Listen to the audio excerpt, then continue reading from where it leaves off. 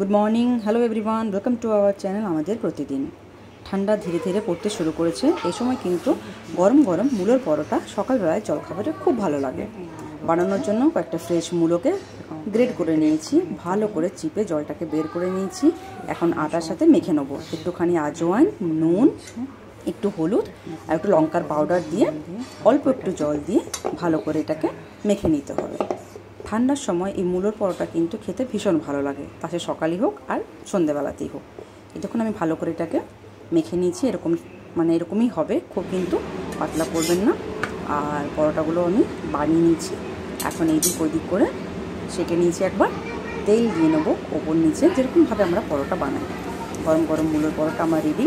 আচার দিয়ে খেতে পারেন, যদি কোনো সবজি ভালোবাসেন সেটা দিয়ে কিন্তু খেতে খাবেন, খেতে কিন্তু ভীষণ ভালো হয়। আপনারা বাড়িতে বানাবেন আর আমাকে জানাবেন কীরকম হলো খেতে। দেখা হচ্ছে পরের ভিডিওতে। ততক্ষণ সবাই ভালো থাকবেন, সুস্থ থাকবেন। ধন্যবাদ সবাইকে।